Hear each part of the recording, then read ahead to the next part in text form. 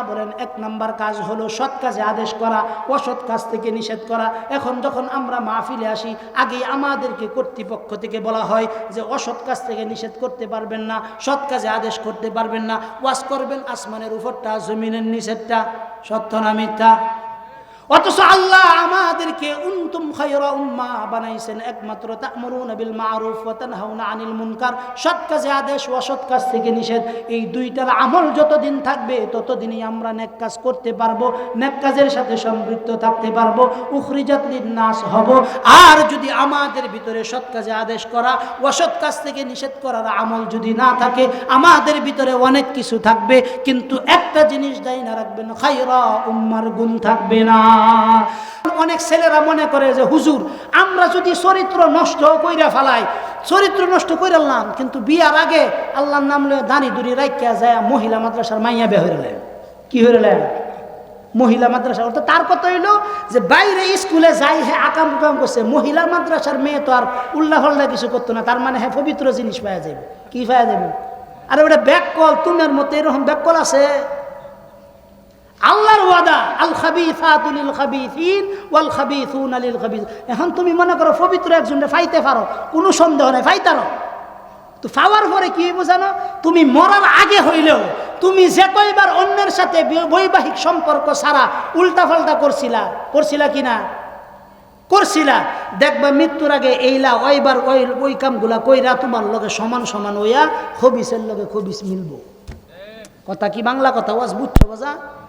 হ্যাঁ, এজন্য যদি নিজের চরিত্র বালা রাখো তাহলে বালা পাইবা, আর যদি মনে হয় নিজের চরিত্র খারাপ করবা তো তুমি কিন্তু খবিস পাইবা, এতে কোনো সন্দেহ। আল্লাহ মহিলা মাদ্রাসাকে যদি ফেরেশতাও কোনোভাবে তরিকা থাকতো যে এক করেছে এই অবস্থা।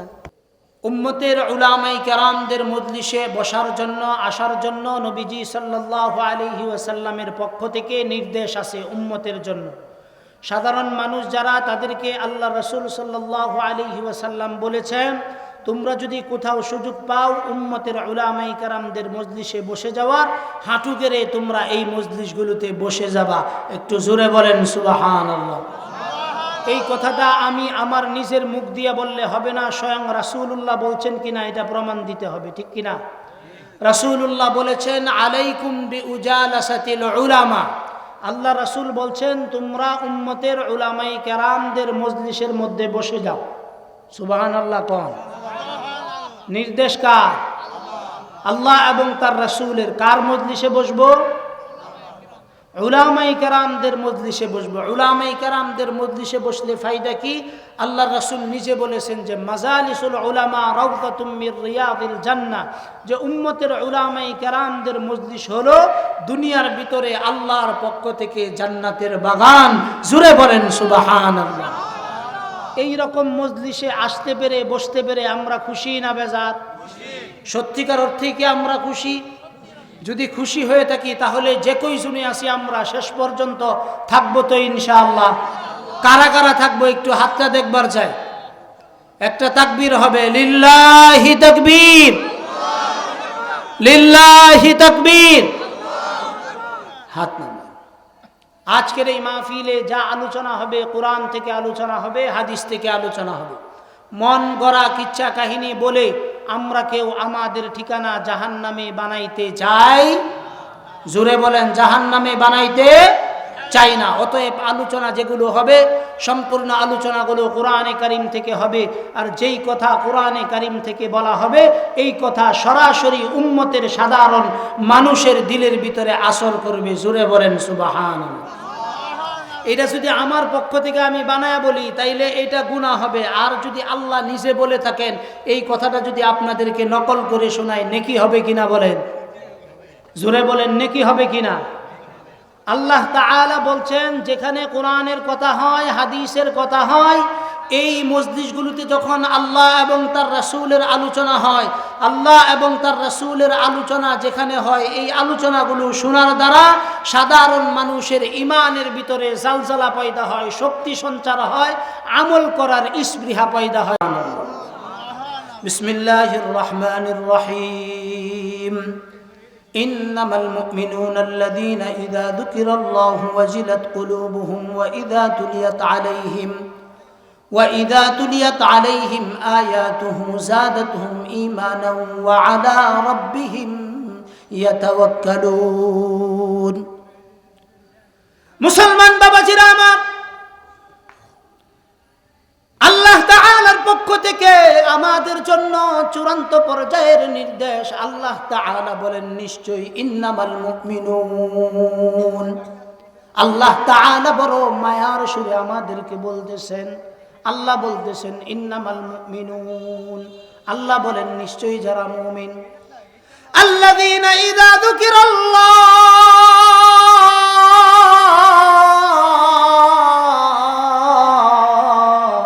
আল্লাহ বলেন ইন্নামাল মুমিনুনা আল্লাযীনা ইযা যুকিরাল্লাহ। আল্লাহ বলেন যারা মুমিন হবে তাদের সামনে যখন আমার কথা আলোচনা করা হবে, আমার কথা উচ্চারণ করা হবে, আল্লাহ বলেন আমার কথা যখন উচ্চারণ করা হবে, আল্লাহ বলেন আমার কথা উচ্চারণ করার সঙ্গে সঙ্গেই যারা মুমিন তাদের কলবের ভিতরে একটা পরিবর্তন চলে আসবে। আল্লাহ তাআলা এই পরিবর্তনের শব্দটা ব্যবহার করেছেন। আল্লাহ বলেন ওয়াজিলাত কুলুবুহুম। আল্লাহ বলেন তার ঈমানের ভিতরে কম্পন সৃষ্টি হবে, ঈমানের ভিতরে আমলের সৃষ্টি হবে, ঈমানের ভিতরে মজবুতি চলে আসবে। জোরে বলেন সুবহানাল্লাহ। কার কথা আলোচনা হলে, জোরে বলতে হবে, কার কথা আলোচনা হলে ঈমান সঞ্চার হয়? আল্লাহ বলেন যেখানে আমার কথা আলোচনা করা হয়, ওখানে যখন আমার কথা আলোচনা করা হয়, আল্লাহ বলেন ওখানে ঈমান সঞ্চার হয়।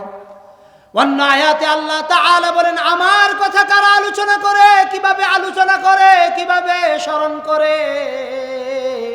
আল্লাহ বলেন আল্লাযীনা ইযা যুকিরাল্লাহ ওয়াজিলাত কুলুবুহুম ওয়া ইযা তুলিয়াত আলাইহিম আয়াতুহু যাদাতহুম ঈমানাও ওয়া আলা রাব্বিহিম ইয়াতাওয়াক্কালুন।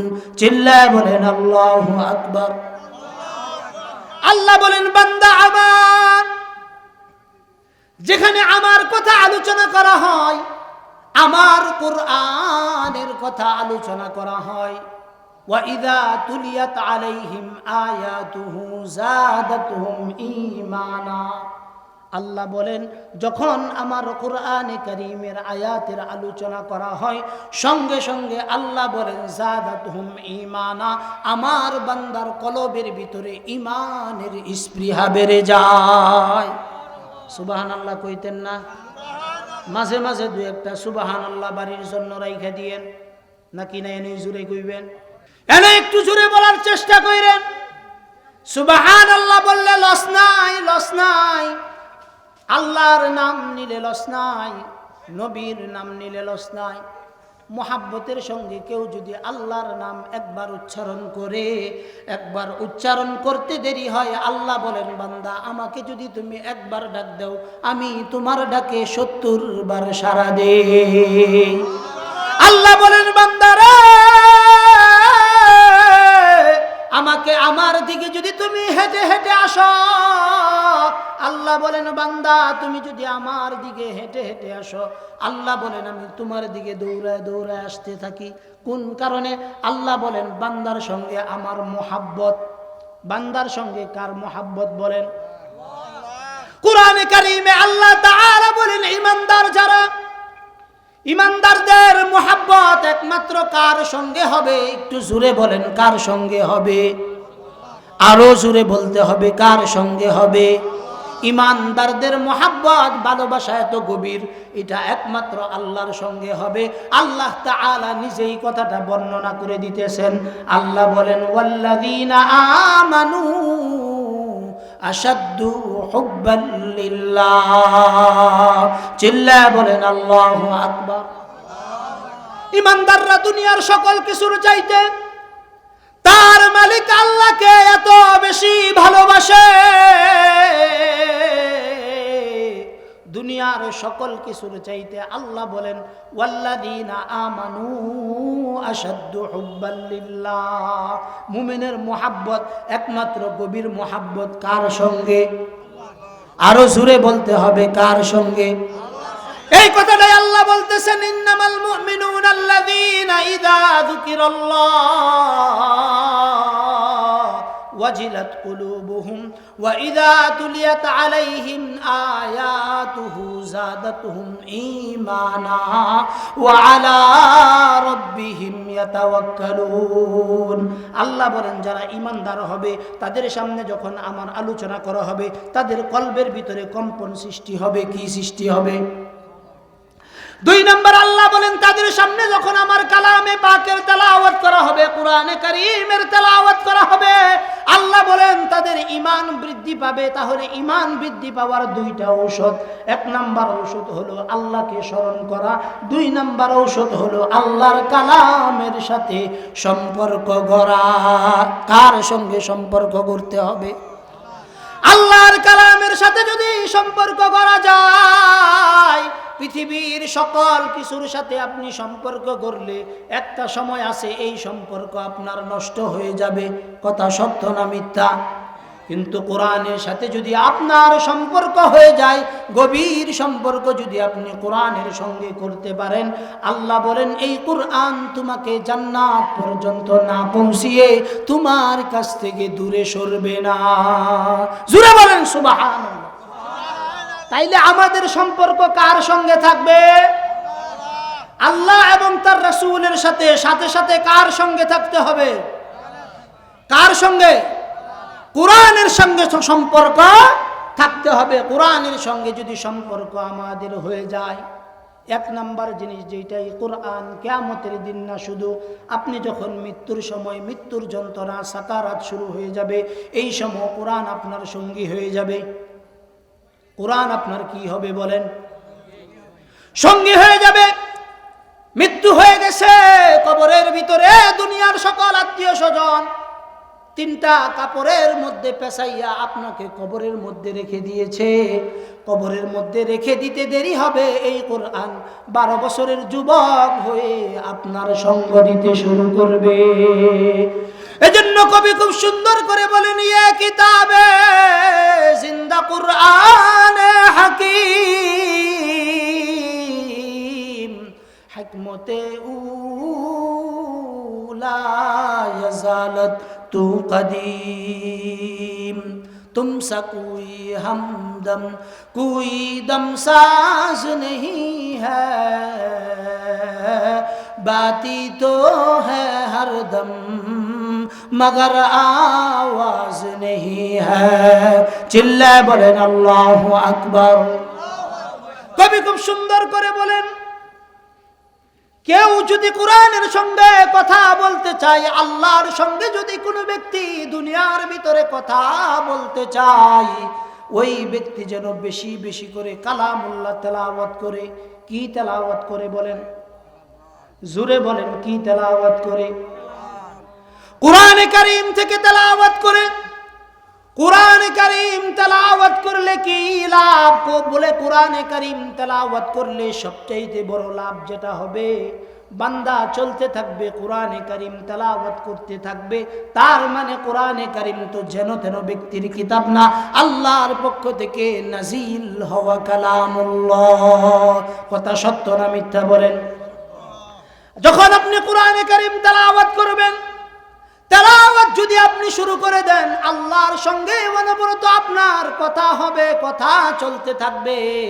আল্লাহর সঙ্গে যেই ব্যক্তি কথা বলবে, ওই ব্যক্তির সঙ্গে আল্লাহর সম্পর্ক গভীর হবে না সম্পর্ক নষ্ট হবে বলেন? গভীর সম্পর্ক স্থাপন হবে। গভীর সম্পর্ক যদি আপনার মধ্যে স্থাপন হয়ে যায়, এতটুকু নিশ্চিত থাকেন এই কোরআন কিয়ামত পর্যন্ত আপনাকে পৌঁছে দিবে। জান্নাতে না যাওয়ার পর্যন্ত এই কোরআন আপনার পাশ থেকে সরবে না। কবরে যাবেন, সুয়াল জবাব করার জন্য ফেরেশতা আসবে, আসতে পারবে না।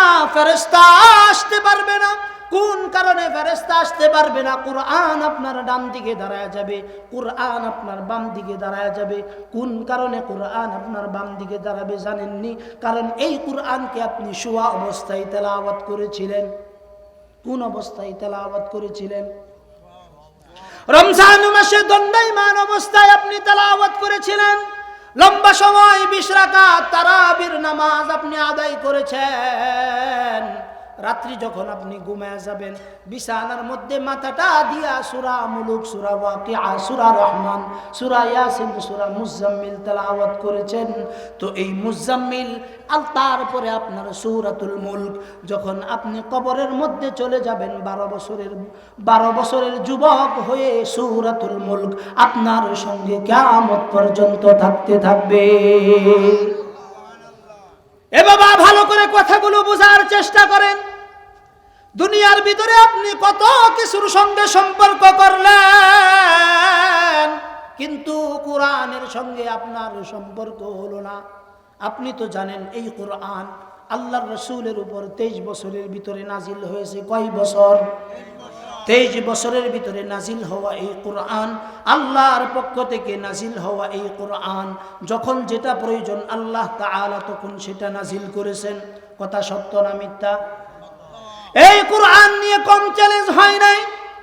এই কোরআন আল্লাহর কালাম কিনা আরবরা আল্লাহর রাসূলকে কম দোষারোপ করে নাই। নবীকে পর্যন্ত তারা শায়ের বলেছেন, মাজনুন বলেছেন। আমি নিজে বানায়া বলতেছি, বিষয়টা এই রকম না। আল্লাহ তাআলা বলেন, আমার নবী এই কোরআনকে ধারণ করতে গিয়ে কম নির্যাতনের শিকার হন নাই। আমার নবীকে পর্যন্ত পাগল বলা হয়েছে। কি বলা হয়েছে বলেন? ইন্নাহু লাকাউলু রাসূলিন কারীম। আল্লাহ বলেন, এই কোরআন আমি আমার সম্মানিত নবীর উপর নাজিল করেছি। আল্লাহ বলেন, ওয়ামা হুয়া বিকাউলি শাইর, ওয়ামা হুয়া বিকাউলি শাইর কলিলাম মা তুমিনুন ওয়ালা বিকাউলি কাহিন কলিলাম মা তাযাক্কারুন। চিল্লায় বলেন আল্লাহু আকবার।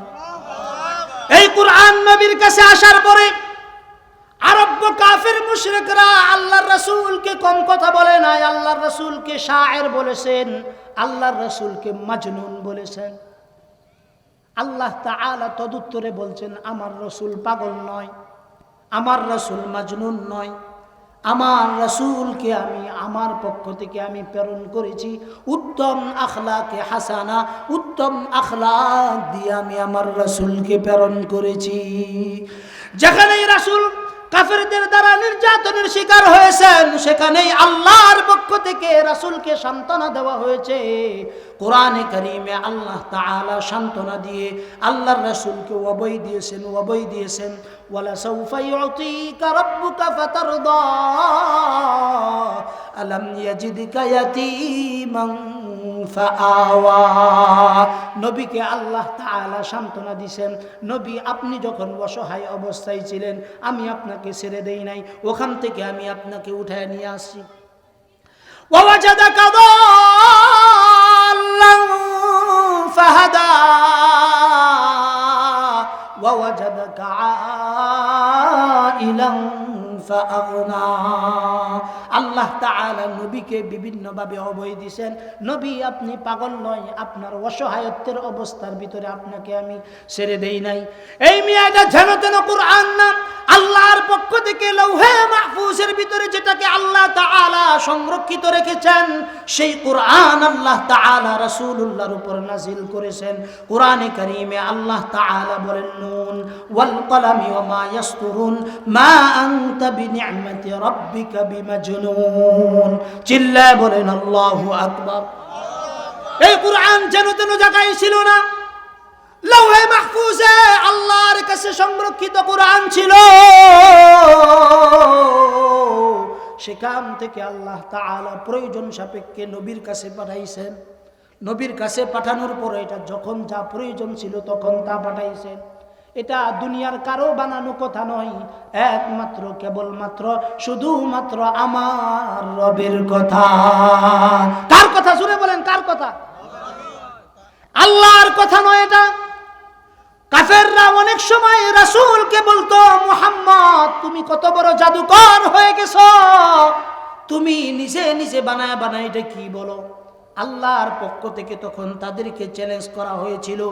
আল্লাহ তাআলা নিজে বলেছিলেন, নবী এরা যারা আপনাকে চ্যালেঞ্জ করে আমিও তাদের চ্যালেঞ্জ ছুড়ে দিলাম তাদের দিকে, যদি তারা কোরআনের মতো ছোট্ট একটা সূরা বানায় দিতে পারে তাহলে তারা আপনার চ্যালেঞ্জ গ্রহণ করতে পারবে, আর যদি বানাইতে না পারে নাকে খত দিয়া বলেন তাদেরকে ইসলামের মধ্যে দীক্ষিত হতে। কোরআনে কারিমে আল্লাহ তাআলা চ্যালেঞ্জ ছুড়ে দিয়েছেন। আমি চ্যালেঞ্জ করেছি না, আল্লাহ তাআলা সূরা বাকারার 22 নম্বর আয়াতে আল্লাহ তাআলা বলেন, ওয়া ইন কুনতুম ফি রাইবিম মিম্মা নাযালনা আলা আবদিনা ফাতু বিসূরাতিম মিন মিথলি ওয়াদউ শুহাদাআকুম মিন দুনিল্লাহ ইন কুনতুম সাদিকিন। চিল্লায়ে বলেন আল্লাহু আকবার। আল্লাহ বলেন, এই কাফের মুশরিকরা, যদি তোমাদের ক্ষমতা থাকে তাহলে তোমরা আমার চ্যালেঞ্জ গ্রহণ করো। আল্লাহর পক্ষ থেকে চ্যালেঞ্জ হলো ফি রাইবিম মিম্মা নাযালনা আলা আবদিনা। আল্লাহ বলেন, আমি আমার রাসূল আমার বান্দার উপর যে কোরআনে কারীম নাজিল করেছি এটা যদি মনে হয় আমার রাসূল নিজে বানাইছেন তাহলে তোমরা ফাতু বিসূরাতিম মিন মিথলি, তোমরাও তার মতো একটা সূরা তোমরা বানায়া দেখাও। কাফেররা চ্যালেঞ্জ গ্রহণ করেছে, একদিন নয়, 2 দিন নয়, 3 দিন নয়, লম্বা সময় পর্যন্ত তারা চ্যালেঞ্জ করেছে। এই চ্যালেঞ্জ তারা গ্রহণ করে পারে নাই, এই চ্যালেঞ্জের ভিতরে তারা পারে নাই।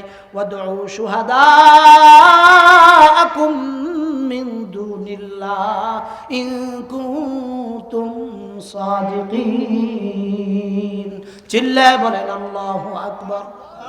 আল্লাহ তাআলার কালাম এটা যেন তেন, জুড়ে বলেন যেন তেন কিতাব নয়। আসমান থেকে নাজিল হওয়া যতগুলো কিতাব আল্লাহ তাআলা নাজিল করেছেন, তাওরাত, জবুর, ইনজিল, কোরআন, প্রতিটা কিতাব আল্লাহ তাআলা কোরআনে কারীম ছাড়া সকল কিতাবগুলো একসাথে লিপিবদ্ধ করে আল্লাহ তাআলা নবীদেরকে ডাক দিয়েছেন, মুসা আসো, এই যে তোমার এই কিতাব দিলাম লয়ে যাও। ঈসা তুমি আসো, তোমাকেও কিতাব দিলাম এসে নিয়ে যাও। এইভাবে আল্লাহ তাআলা একজন একজন নবীকে ডাক দিয়েছেন, আর একজন একজন নবী কোরআনে কারীমগুলো তাদের কিতাবগুলো তারা নিয়ে চলে এসেছেন। কিন্তু এই কিতাবকে আল্লাহ তাআলা ওভাবে নাজিল করেন নাই। আল্লাহ তাআলা যখন যা প্রয়োজন তখন তা নাজিল করেছেন, যেখানে যেই সমস্যার আলোকে তিনি নাজিল করেছেন। এই কারণে কিয়ামত পর্যন্ত আল্লাহ তাআলা এই কোরআনকে উম্মতের গাইড হিসাবে প্রেরণ করেছেন। কি গাইড বলেন? কোরআনকে কি গাইড হিসাবে প্রেরণ করেছেন? আমাদের চলার পথের গাইড হিসাবে আল্লাহ তাআলা এই কোরআনে কারীমকে কি করেছেন? নাজিল করেছেন। কিয়ামত পর্যন্ত এই কোরআনের প্রতিটা হরফ, প্রতিটা নক্তা কেউ পরিবর্তন আনতে পারবে?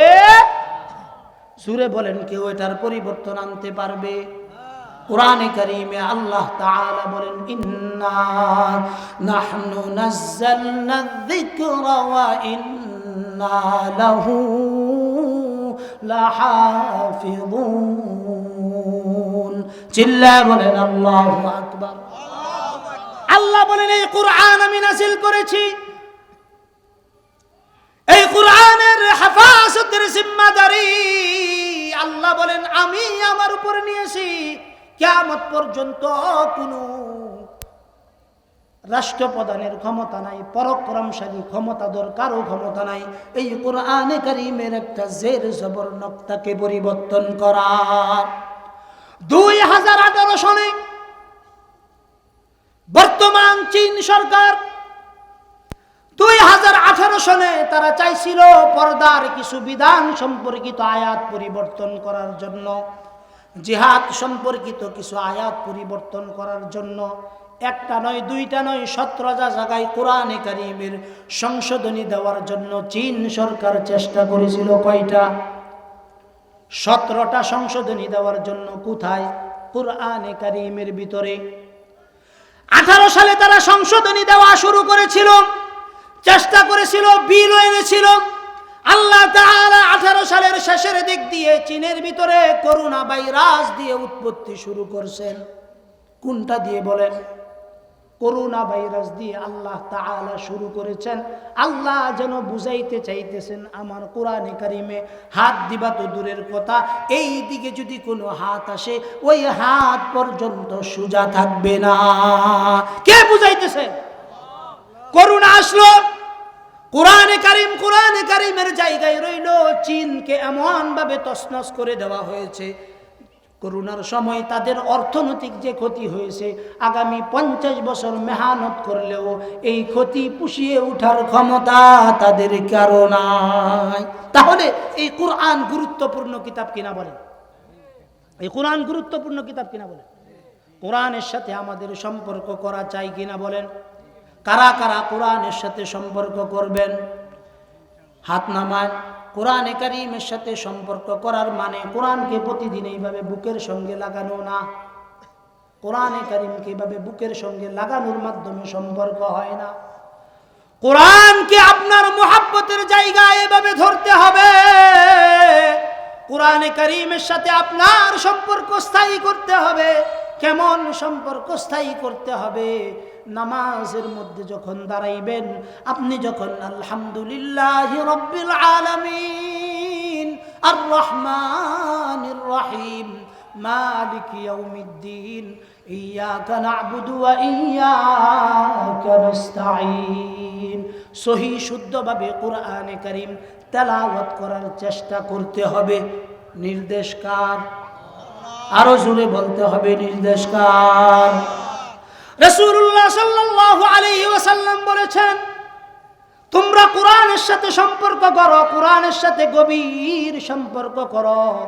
তো কোরআনের সাথে যদি গভীর সম্পর্ক করতে পারো, কোরআনের যদি ছাত্র হইতে পারো, কোরআনের যদি মুআল্লিম হইতে পারো, কোরআনের যদি মুদাররিস হইতে পারো, আল্লাহর রাসূল সাল্লাল্লাহু আলাইহি সাল্লাতু ওয়াসসালাম তিনি নিজে ঘোষণা দিতেছেন, কেউ যদি কোরআনে কারীমের ছাত্র হয় অথবা শিক্ষক হয়, আল্লাহর রাসূল বলেন তাকে আমি ঘোষণা দিতেছি এই দুনিয়ার শ্রেষ্ঠ জামাত, শ্রেষ্ঠ কাফেলা, শ্রেষ্ঠ ব্যক্তি তার চাইতে আর কেউ শ্রেষ্ঠ নাই। জোরে বলেন না সুবহানাল্লাহ। আমি বানায় বললে হইতো না, কথাটা বলতে হবে স্বয়ং কার? আল্লাহ এবং তার রাসূলের রাসূল সাল্লাল্লাহু আলাইহি সাল্লাতু ওয়াসসালাম বলেছেন, খায়রুকুম মান তাআল্লামাল কুরআনা ওয়া আল্লামা। রাসূল বলেছেন তোমাদের মধ্যে ওই ব্যক্তি উত্তম যিনি কোরআনে কারীম শিক্ষা দেন এবং নিজে শিখেন, অপরকে শিক্ষা দেন। আল্লাহর রাসূলের ভাষায় ওই ব্যক্তি হলো এই দুনিয়ার ভিতরে শ্রেষ্ঠ। এই দুনিয়ার ভিতরে কি কেমন শ্রেষ্ঠ তারা হবে? আল্লাহর রাসূল সাল্লাল্লাহু আলাইহি সাল্লাতু ওয়াসসালাম বলেন, বাবারে কেমন শ্রেষ্ঠ তারা হবে? দুনিয়ার ভিতরে তাদের মতো শ্রেষ্ঠ আর কেউ হবে না। কয়েকজন সাধারণ মানুষ রাত্রিবেলা যখন ঘুমায়, ওই ব্যক্তি ঘুমাইলে নেকির দরজাগুলো বন্ধ হয়ে যায়। যদি ঘুমায়া যায়, একজন হাফেজে কোরআন যদি ঘুমায়া যায়, আল্লাহর রাসূল বলেন সে ঘুমায় না। যখন একজন আলেম ঘুমায়া যায়, আল্লাহ ফেরেশতাদেরকে বলতে থাকেন নেকি লিখতে থাকো। সুবহানাল্লাহ কইতেন না? একটু সুরে বলেন না সুবহানাল্লাহ। আল্লাহ বলেন ফেরেশতা নেকি লিখতে থাকো। ফেরেশতা আল্লাহকে জিগায়, আল্লাহ কিসের নেকি লিখবো? তোমার বান্দা তো ঘুমাইতেছে। আল্লাহ বলেন আমার বান্দা ঘুমাইতেছে এটা তো আমি দেখতেছি, কিন্তু আমার বান্দার একটা পরিচয় আছে, সে আলেম। কি বলেন? আলেম, আলেম, আলেম, জাননেওয়ালা ব্যক্তি, জ্ঞানী মানুষ। আল্লাহ বলেন জ্ঞানীরা যখন ঘুমায় তাদের ঘুম না, তাদের আমল নামাই লিখতে থাকো। প্রত্যেকজন আলেম ঘুমাইছে মানে সারা রাত্র তাহাজ্জুদের নামাজ পড়তেছে, তাদের আমল নামাই তাহাজ্জুদের নেকিগুলো লিখতে থাকো। কোন কারণে তাহাজ্জুদের নেকি লিখবে? আল্লাহর রাসূল সাল্লাল্লাহু আলাইহি সাল্লাতু ওয়াসসালাম বলেছেন, আল উলামা ওয়ারাসাতুল আমবিয়া ওয়া ইন্নাল আম্বিয়া লাম ইউওয়ারিসু দিনারাও ওয়ালা দিরহামা। চিল্লা বলেন আল্লাহু আকবার। আল্লাহ রাসূল বলেছেন আল উলামা, উলামায়ে কেরাম ওয়ারাসাতুল আম্বিয়া, নবীদের ওয়ারিস। নবীরা কোনোদিন সম্পত্তির ওয়ারিস বানিয়ে যান না। নবীরা একমাত্র কিসের ওয়ারিস বানান? নবীরা একমাত্র ইলমের ওয়ারিস বানান। কিসের ওয়ারিস? এই কারণে আলেমের মজলিস মানে হলো রওজাতুম মির রিয়াজিল জান্নাহ। তার একমাত্র কারণ হলো উলামায়ে কেরামদের মজলিস এত গুরুত্বপূর্ণ মজলিস যে এই মজলিসগুলোকে বলা হয় মাজালিসুর রহমান। চিল্লা বলেন আল্লাহু আকবার। মাজালিসুর রহমানের ফায়দা কি? তো মাজালিসুর রহমান যেখানে গঠন হয়ে যায়, আল্লাহ বলেন ওয়া নাযালাত আলাইহিমুস সাকিনা ওয়া গাশিয়াতুহুমুর রাহমা, আল্লাহর পক্ষ থেকে অপরিণতবার তাদের জন্য ক্ষমার ঘোষণা আসতে থাকে। আসমান থেকে অনবরত রহমতের বাড়ি দ্বারা বর্ষণ হইতে থাকে। জোরে বলেন না সুবহানাল্লাহ। দক্ষিণ গাঁও মির্জানগর দারুন নাজাত মহিলা মাদ্রাসা, এই মহিলা মাদ্রাসার আজকের মাহফিলে কতক মানুষ আসলো, তারা তো মাহফিলে আসতে পারে নাই। কথা সত্য না মিথ্যা বলেন? আল্লাহ তাদেরকে কবুল করে নাই, আমাদেরকে কবুল করছেন। কিভাবে কবুল করছেন? আল্লাহ বলেন নেকির কাজ আমি সবাইকে করতে দেই না, যাদেরকে আমি মহাব্বত করি, ভালোবাসি, আল্লাহ বলেন তাদেরকেই কেবল নেকির কাজ করার সুযোগ দেই। একটু জোরে বলেন না সুবহানাল্লাহ। নেকির কাজ আল্লাহ যারে তারে করার সুযোগ দেন না। আল্লাহ বলেন আমি যাকে পছন্দ করি তাকেই কেবল নেকির কাজ করার সুযোগ দেই। আল্লাহ আমাদেরকে ভালোবাসেন, এই ভালোবাসার কারণেই একমাত্র উলামায়ে কেরামদের মজলিসে বসার সুযোগ দিয়েছেন। কুরআন কারীমে আল্লাহ তাআলা বলেন ইন্নামা ইয়াখশাল্লাহ মিন ইবাদিহিল উলামা। আল্লাহ বলেন নিশ্চয়ই আমার বান্দাদের মধ্যে একমাত্র কেবলমাত্র শুধুমাত্র যারা উলামায়ে কেরাম তারাই কেবলমাত্র আমাকে ভয় পায়। কথা সত্য না মিথ্যা বলেন? কিভাবে উলামায়ে কেরাম ভয় পায়? আমরা যদি কোনো মাদ্রাসার প্রতিষ্ঠানের মুহতামিম হয়ে যদি মাদ্রাসার টাকা চুরি করি, যত যাই কিছু করি, নিজের ভিতরে এতটুকু ভয় আছে যে আমি মাদ্রাসার টাকা চুরি করতেছি, আল্লাহর কাছে আমার জবাব দিতে হবে, এই চিন্তা আছে। আছে কিনা বলেন? কিন্তু একজন সুদখোর, সে যখন সুদ খায়, টাকা প্রতি মাসে আসতে থাকে আর সুদ খাইতে থাকে, ওই ব্যক্তির ভিতরে এই চিন্তা আসে না যে আল্লাহ আমাকে দেখতেছেন, আল্লাহর কাছে জবাব দিতে হবে, এই অনুশোচনা তার ভিতরে থাকে না। কথা সত্য না মিথ্যা বলেন? কুরআন কারীমে আল্লাহ তাআলা বলেন ইয়া আইয়ুহাল্লাযীনা আমানু লা তাকুলুর রিবা আদআফাম মুদাআফা। আল্লাহ তাআলা বলেন হে ঈমানদারগণ, তোমরা যারা ঈমান আনছো, আল্লাহ বলেন রিবা থেকে বাঁচো, সুদ থেকে তোমরা সকলেই বাঁচো। নির্দেশকার, নির্দেশকার। আল্লাহ বলেন রিবা থেকে বাঁচো, সুদ থেকে বাঁচো। সমাজের প্রতিটা ঘরে, প্রতিটা রন্ধ্রে রন্ধ্রে সুদের কারবার চলতেছে, ব্যবসার ভিতরে সুদের কারবার। অথচ আল্লাহ তাআলা বলেন ইয়ামহাকুল্লাহুর রিবা ওয়া ইউরবিস সাদাকাত। আল্লাহ বলেন সুদের মধ্যে আমি বরকত দেই না, ব্যবসার ভিতরে আমার পক্ষ থেকে শুধু বারাকা। কার পক্ষ থেকে বারাকা? বলে আল্লাহর পক্ষ থেকে বারাকা।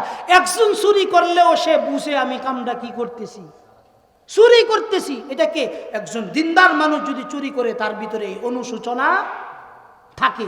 কিন্তু আমাদের এই দেশে যারা অরিজিনাল রাষ্ট্রীয় সম্পদ চুরি করে, এদেরকে কি সুর বলা যায়? কথা কয় তাগরে কি সুর কওয়া যায়? তাদেরকে সুর বললে যারা সুর কয় তাদেরকে পুলিশের মাধ্যমে ধইরা নিয়ে রিমান্ডে দিয়া ফাঁসা লাল করে দেয়। কথা কয় তাদের কি করে দেয়? পিটায়া তাদের অবস্থা কাহিল করে দেয়। এজন্য সত্য কথা বলা এই যুগে বড় কঠিন।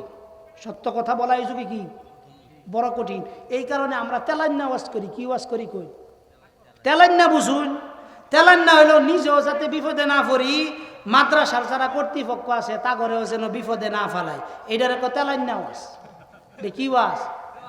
আইসা দিতেছেন আপনারা, দুঃখ লাগে যে হানই যায় আগে কইব হুজুর এই বিষয়ে কই না যে এই বিষয়ে কইন যে এই বিষয়ে কইন না যে এই বিষয়ে কইন যে আগে এটা কয়ে যে সুন্দর হইলা। আমিও বুঝি যে এটা কইলে বিপদ। কি বিপদ? কারণ আজকে মনে করেন রাবিয়া বসরি এই মহিলা মাদ্রাসা আয়া একটা কথা কয়ে গেলাম, পরে বেজালো করবো এই মাদ্রাসার মুহতামিম যিনি উনি, ঠিক না বেটি?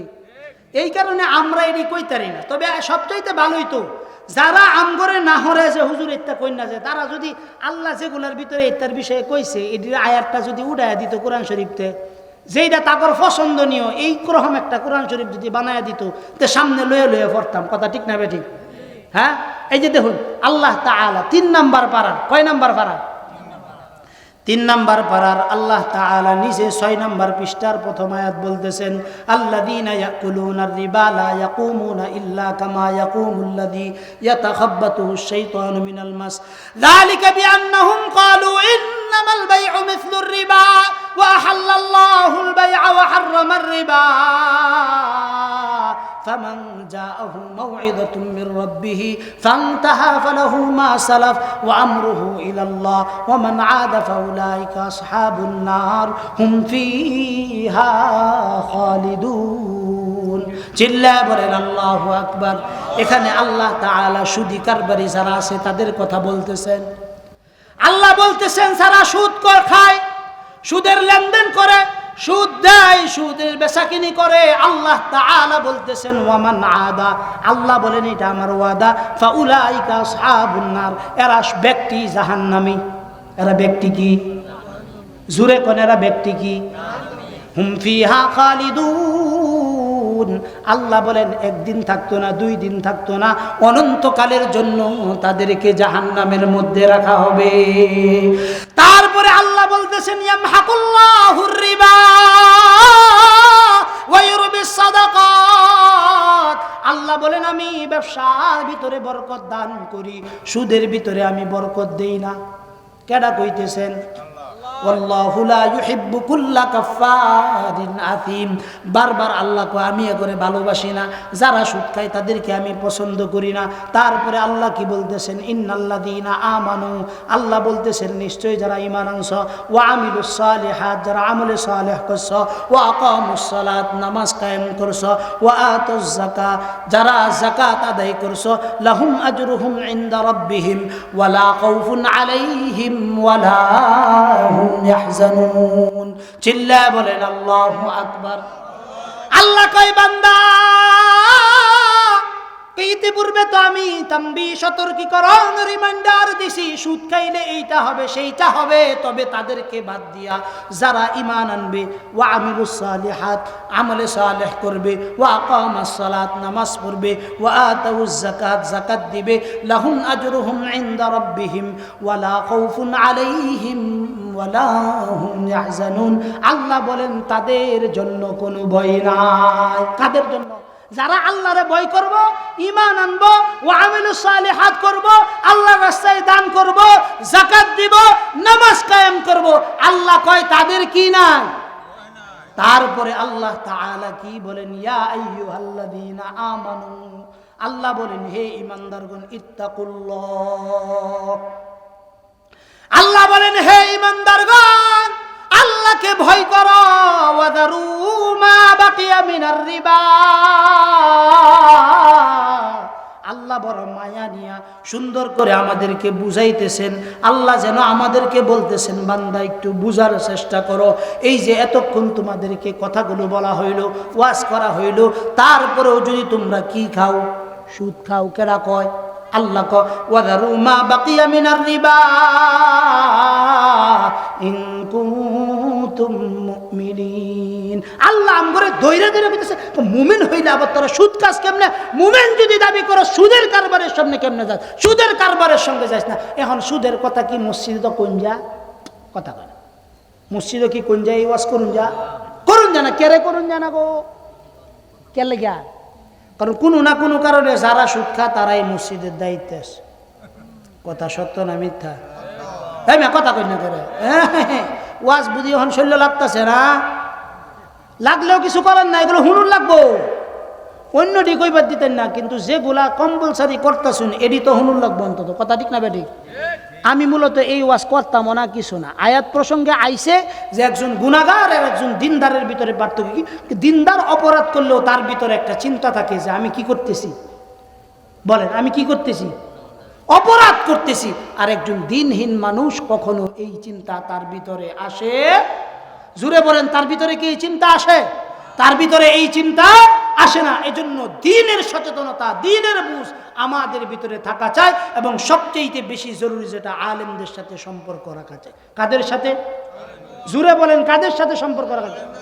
আলেমদের সাথে সম্পর্ক রাখতে হবে। আলেমদের সাথে সম্পর্ক, যদি আপনি আলেমদের সাথে সম্পর্ক না রাখেন, আপনার দুনিয়াও ধ্বংস হয়ে যাবে, আখিরাতও ধ্বংস হয়ে যাবে। আলেম জানাতুন ব্যক্তি না নায়েবে নবী, তাদের সঙ্গে যদি আপনার ভালো না লাগে দূরে থাকেন, কিন্তু তার সঙ্গে কুশ্চিনকালেও আপনি খারাপ ব্যবহার করিয়েন না। খারাপ ব্যবহার যদি করেন, নায়েবে নবীর সাথে খারাপ ব্যবহার করছেন, আল্লাহর মামলার আসামি আপনি হয়ে গেছেন। কিয়ামতের দিন যতগুলো মামলায় আপনি ফেসে যাবেন, কোনো আলেমের সাথে যদি আদাওয়াতি দুশ্মনী রাখেন, এতটুকু নিশ্চিত থাকুন আল্লাহর মামলার, শক্ত মামলার আসামি আপনি হয়ে যাবেন। এই কারণে আলেমের সাথে হৃদ্যতাপূর্ণ মোহাব্বত, রাবেতা মিল মোহাব্বত রাখবো কিনা বলেন? দুনিয়ার ভিতরে আমরা কেউ চিরকাল থাকবো না। চিরকাল থাকার জন্য কোনো বাবাজি আমরা কিন্তু এই পৃথিবীতে আসি নাই। দুনিয়ার ভিতরে যতদিন থাকবো ততদিন আল্লাহ এবং তার রাসূলের নকশ কদমের মধ্যে থাকতে হবে। ইসলাহি তাআল্লুক রাখতে হবে। কার সঙ্গে? আলেমদের সঙ্গে তাআল্লুক রাখতে হবে। এই জমানার প্রত্যেক ব্যক্তির জন্য উচিত একজন একজন করে আলেমদের সাথে ইসলাহি তাআল্লুক রাখা। কথা সত্য না মিথ্যা? মেয়ে বিবাহ দিবেন, এটাও আলেমের সাথে পরামর্শ করতে হবে। ছেলেকে বিবাহ করাইবেন, এটাও আলেমের সাথে পরামর্শ করে করতে হবে। জমি রাখবেন, এটাও আলেমের সঙ্গে পরামর্শ করবেন। আলেমের সঙ্গে যদি পরামর্শ করেন তাহলে নেক পরামর্শ, উত্তম পরামর্শ পাবেন। কথা ঠিক না বেঠিক? মাঝে মাঝে মসজিদের ইমামের সাথে গভীর সম্পর্ক স্থাপন করতে হবে, যেন কিয়ামতের দিন ইমাম যখন জান্নাতে যাবে তখন যেন আপনি ইমামকে ডাক দিয়া বলতে পারেন, হুজুর আপনি না দক্ষিণগাঁও মির্জানগর দারুন নাজাত মহিলা মাদ্রাসার পাশের মসজিদের ইমাম ছিলেন, আমার সাথে আপনার সাথে হৃদ্যতাপূর্ণ সম্পর্ক ছিল, আমার মেয়ের বিবাহ হয়েছিল, অনেকে না করেছিল আপনাকে দাওয়াত দিতে, আমি দাওয়াত দিয়েছি, এই কারণে আপনি হলেন নায়েবে নবী, আজকের দিনে আপনি জান্নাতে চলে যাইতেছেন, হুজুর আমার কি অবস্থা হবে? দয়া করে আমার জন্য একটু সুপারিশের ব্যবস্থা করে দেন। জোরে বলেন সুবহানাল্লাহ। ওই দিন যেন আলেম আপনার জন্য সুপারিশ করতে পারে। রাবিয়া বসরি মহিলা মাদ্রাসার যেই সমস্ত শিক্ষক শিক্ষিকারা আছে, আমি এসে দেখলাম প্রতিষ্ঠানটা জরাজীর্ণ অবস্থার ভিতরে আছে। একটা ভালো বিল্ডিং নাই, একটা সুন্দর পরিবেশ নাই। এই এলাকার ভিতরে সম্পদশালী অনেক মানুষ আছে। এই সম্পদশালী মানুষগুলো যদি এই প্রতিষ্ঠানের দিকে নেক নজর দেয়, অচিরেই এই প্রতিষ্ঠানে 2-4টা বিল্ডিং করা যায়, সন্দেহ আছে। কিন্তু মানুষ সহযোগিতা করে না, মানুষ সহযোগিতা করে না। আল্লাহকে মানুষ কর্জে হাসানা দিতে চায় না। আল্লাহকে যদি কর্জে হাসানা না দেন, কিয়ামতের দিন মুক্তির আশা নাই। এই প্রতিষ্ঠানকে আপনার সহযোগিতা করতে হবে। কোন কারণে? যেই প্রতিষ্ঠানগুলোতে আল্লাহ এবং তার রাসূলের শিক্ষা দেওয়া হয়, কোরআনের শিক্ষা দেওয়া হয়, এই কোরআনের কারণেই কেবলমাত্র এই পৃথিবীটা এখনো টিকে আছে। কথা সত্য না মিথ্যা বলেন? হাদিসে রাসূল বলেছেন, মান ক্বালা লা ইলাহা ইল্লাল্লাহ, রাসূল বলেছেন এই জমিনের ভিতরে যতক্ষণ পর্যন্ত একজন ব্যক্তি আল্লাহ আল্লাহ বলনে ওয়ালা থাকবে, অর্থাৎ একজন ইমানদার থাকবে। কি থাকবে? ইমানদার থাকবে। ওই পর্যন্ত আল্লাহ এই পৃথিবীকে সমূলে ধ্বংস করবেন না। তার মানে বোঝা গেল একজন ইমানদারের মূল্য এই পৃথিবীর চাইতেও বেশি। কথা সত্য না মিথ্যা বলেন? একজন ইমানদার যদি থাকে, এই পৃথিবী যদি ধ্বংস না হয়, বাবা আপনি বলেন তো আল্লাহ এবং তার রাসূলের নামগুলা কোন প্রতিষ্ঠানের মাধ্যমে চলমান রয়েছে? বলেন। মাদ্রাসাগুলোর মাধ্যমে, কওমি মাদ্রাসার মাধ্যমে, আলিয়া মাদ্রাসার মাধ্যমে, সকালবেলার সাবাহি মক্তবের মাধ্যমে, এই মক্তবগুলোতে কি হয়? এই মক্তবগুলোতে আলিফ বা তা সা শিক্ষা দেওয়া হয়। আলিফ বা তা সার শিক্ষা যেন তেন শিক্ষা নয়, জান্নাতের শিক্ষা, যেই জান্নাতের ভিতরে আল্লাহ এবং তার রাসূল এবং হযরত দাউদ আলাইহিস সালাতু ওয়াস সালাম মাজালিসের মধ্যে কোরআনে কারীম তেলাওয়াত করে শোনাবেন। জান্নাতের যে শিক্ষা, এই শিক্ষা দুনিয়ার মাদ্রাসাগুলোতে দেওয়া হয়। একজন হাফেজে কোরআন হাফেজ হয়ে বের হয়ে যায়, আমরা তো মনে করি একজন হাফেজ হয়েছে আর কি হয়েছে। না রে বাবা, না, এটা যেন তেন শিক্ষা না। যেই সিনার ভিতরে কোরআনে কারীম থাকবে, এই সিনা জাহান্নামের আগুন কোনোদিন স্পর্শ করবে না। জোরে বলেন না সুবহানাল্লাহ। এই কোরআনের মর্যাদা এত বেশি, এই কোরআনের মর্যাদা এত বেশি। একজন হাফেজ কোরআন, সে যখন কোরআনে কারীমের তেলাওয়াত করে, সে যখন কোরআনে কারীম সিনার ভিতরে ধারণ করে, তার সিনার মূল্যটা এই দুনিয়ার সকল কিছুর চাইতেও বেশি মূল্যবান হয়ে যায়। রাসূল সাল্লাল্লাহু আলাইহি সাল্লাতু ওয়াস সালাম বলেছেন, মান ক্বারাআল কুরআন ফাস্তাযহারাহু ফাআহাল্লা হালালাহু ওয়া হারামা হারামাহু আদখালাহু আল্লাহুল জান্নাহ ওয়া শাফাআহু ফি আশরাতিন মিন আহলি বাইতিহি কুল্লুহুম ক্বাদ ওয়াজাবাত লাহুন নার। চিল্লায়ে বলেন আল্লাহু আকবার। বাবাজি, কথা কিন্তু আমি নিজে বানায় বলতেছি না, প্রতিটা কথা বলতেছি সাথে আয়াত দিয়ে বুঝাই দিতেছি, হাদিস দিয়ে বুঝাই দিতেছি।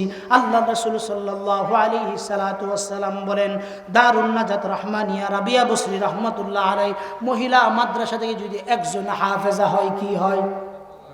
জোরে বলেন, কি হয়? একজন হাফেজা কোরআন বের হয়। এই হাফেজে কোরআনের পিছনে তার মার সম্পর্ক ছিল, তার বাবার মেহনত ছিল, মাদ্রাসার যিনি প্রতিষ্ঠাতা আছেন তার মেহনত ছিল, তার শ্রেণী শিক্ষক যিনি আছেন তারও মেহনত ছিল। এই ৪-৫ জনের সমন্বয়ে মাদ্রাসার ভিতরে যারা সহযোগিতা করে তাদের মেহনত ছিল। এই এতগুলো লোকের মেহনতের সমন্বয় করে আল্লাহ তাআলা বলেন, একজন হাফেজে কোরআন যখন হাফেজ হবে, কি হবে? মান ক্বারাআল কুরআন ফাস্তাযহারাহু। আল্লাহর রাসূল সাল্লাল্লাহু আলাইহি সাল্লাতু ওয়াস সালাম বলেন, একজন হাফেজে কোরআন যখন হাফেজে কোরআন হবে, এই কোরআনের ভিতরে বর্ণিত ফাস্তাযহারাহু ফাআহাল্লা হালালাহু ওয়া হারামা হারামাহু আদখালাহু আল্লাহুল জান্নাহ। একটু জোরে বলেন আল্লাহু আকবার। আল্লাহর রাসূল বলেন, হাফেজে কোরআন এই কোরআনে বর্ণিত হালাল বিধানগুলো যদি মানে, হারাম বিধানগুলো যদি বাদ দেয়, আল্লাহর রাসূল বলেন ওই হাফেজে কোরআন ফাদাখালাল জান্নাহ, জান্নাতের ভিতরে প্রবেশ করবে। জোরে বলেন সুবহানাল্লাহ। আল্লাহর রাসূল এখানে বলে ক্ষান্ত হন নাই। রাসূল এখানে বলে যদি ক্ষান্ত হয়ে যাইতেন, হাদিসের কিচ্ছা শেষ হয়ে যাইত। রাসূল এখান থেকে আরো লম্বা করেছেন কথা। আল্লাহ রাসূল বলেছেন ওয়াশাফাআহু, আল্লাহ রাসূল বলেছেন ওয়াশাফাআহু ফি আশরাতিন মিন আহলি বাইতিহি কুল্লুহুম ক্বাদ ওয়াজাবাত লাহুন নার। এ বাবাজি, ভালো করে বুঝেন, দিলের কাঁটা একটু লাগায় দেন। আপনি মাদ্রাসার সাথে কুনমুলে আদাওয়াতি করেন, দুশ্মনী করেন, রে বাবা, আপনি তো ধ্বংস হবেনই। আপনার 14 গোষ্ঠী মাদ্রাসার বদদুয়ার কারণে ধ্বংস হয়ে যাবে। আলেমের সাথে সম্পর্ক খারাপ হলে 3 নসলের ভিতরে কখনো ভালো সন্তান আসবে না। আপনার ভালো সন্তান হবে না, আপনার ছেলের ভালো সন্তান হবে না, আপনার নাতিরও ভালো সন্তান হবে না। 3 নসলের ভিতরে ভালো সন্তান আশা করা যায় না। যারা আলেমের সাথে বেয়াদবি করে, মাদ্রাসার সাথে আদাওয়াতি করে, মসজিদের সাথে আদাওয়াতি করে, উলামায়ে কেরামদের সাথে আদাওয়াতি করে, এদের দুনিয়ার জীবন ধ্বংস, আখিরাতের জীবন ধ্বংস। কথাকার ওয়াশাফাআহু ফি আশরাতিন মিন আহলি বাইতিহি। আল্লাহর রাসূল বলেন, ওই হাফেজ কোরআন একজন নয়, 2 জন নয়, ওয়াশাফাআহু ফি আশারা। আল্লাহর রাসূল বলেন, এই হাফেজে কোরআন, আশারা মানে হলো 10। কি বলেন? আরবিতে আশারা মানে হলো 10। আল্লাহর রাসূল বলেন, এই হাফেজে কোরআন 10 জনকে সুপারিশ করবে। কয়জনকে? ওয়াশাফাআহু ফি আশরাতিন মিন আহলি বাইতিহি কুল্লুহুম ক্বাদ ওয়াজাবাত লাহুন নার। চিল্লায়ে বলেন আল্লাহু আকবার। আল্লাহর রাসূল সাল্লাল্লাহু আলাইহি সাল্লাতু ওয়াস সালাম বলেন, এই হাফেজ কোরআন এমন 10 জন ব্যক্তিকে সুপারিশ করবে, ওয়াশাফাআহু ফি 10 মিন আহলি বাইতিহি কুল্লুহুম কদ ওয়াজাবাত লাহুন নার। আল্লাহর রাসূল বলেন কুল্লুহুম কদ ওয়াজাবাত লাহুন নার, এমন 10 জন ব্যক্তিকে সুপারিশ করবে যাদের প্রত্যেকের জন্য আল্লাহ তাআলা জাহান্নাম ওয়াজিব করে দিয়েছেন। এই রকম 10 জন ব্যক্তিকে সুপারিশ করবে কে? একজন মাত্র ক্ষুদ্র হাফেজ। কে বলেন? কে? একজন হাফেজে কোরআন 10 জন ব্যক্তিকে সুপারিশ করবে। এটা তো শুধুমাত্র হাফেজে কোরআন। আর রাবিয়া বসরি মহিলা মাদ্রাসা থেকে একটা নয়, দুইটা নয়, প্রতি বছর 8 জন 10 জন করে আলেমা বের হইতেছে। কি বের হইতেছে বলেন?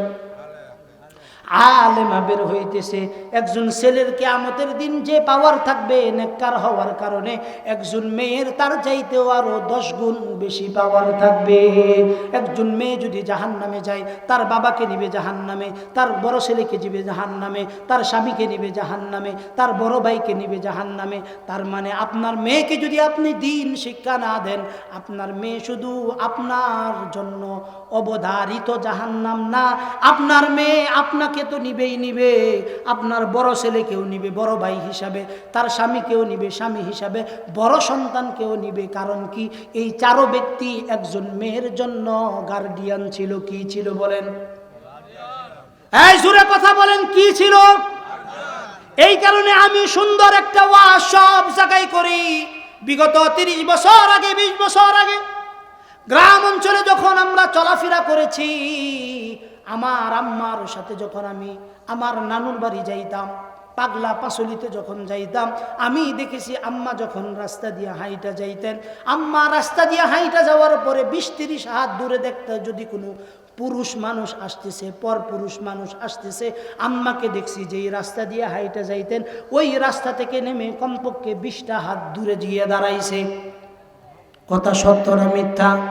30 বছর আগে এই কালচার আমাদের মধ্যে ছিল কিনা বলেন?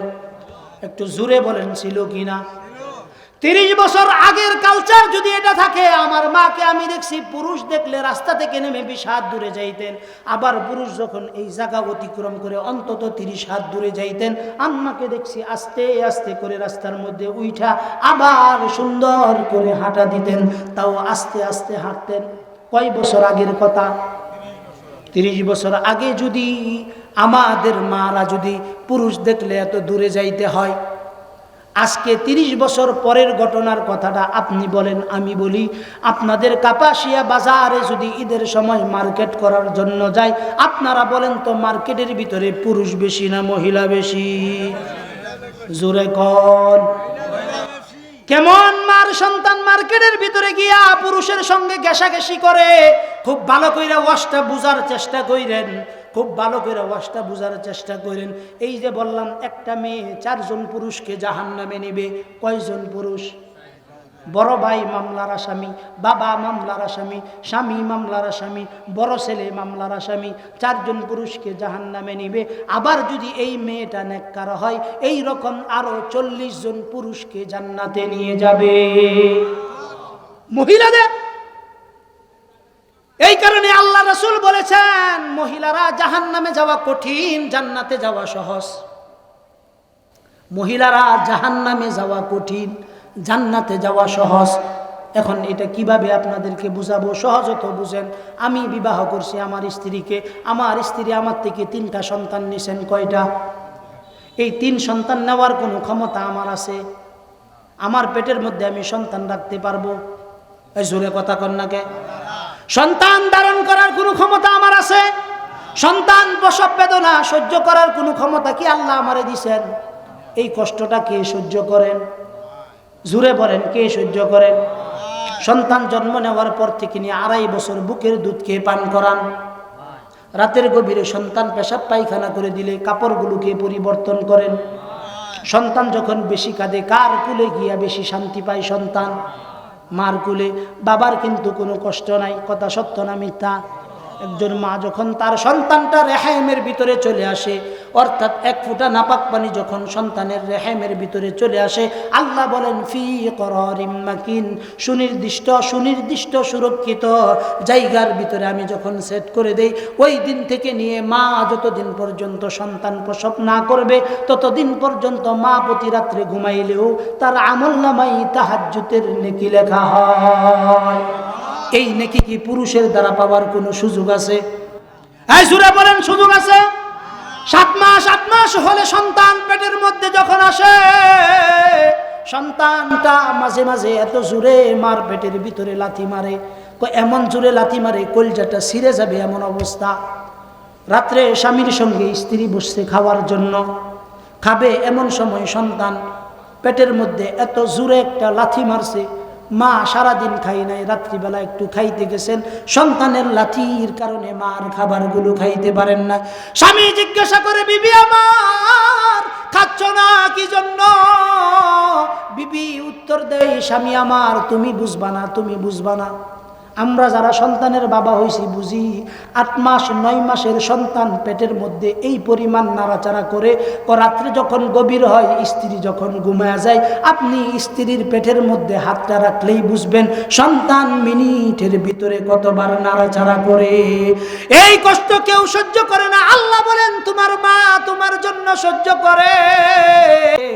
এই কারণে আল্লাহ বলেন ওয়াসাইনাল ইনসান ووصينا الإنسان بوالديه حملته أمه كرها ووضعته كرها وحمله وفصاله 30 شهرا।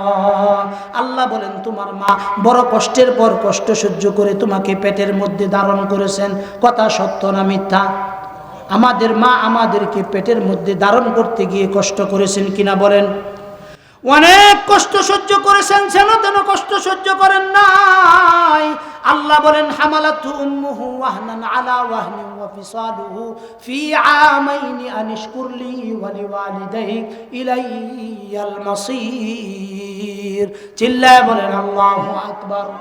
আল্লাহ বলেন বান্দা আমার, তোমার মা তোমাকে গর্ভে রাখতে গিয়া শুধু লাথির পর লাথি খান নাই, কষ্টের পর কষ্ট সহ্য করেছেন।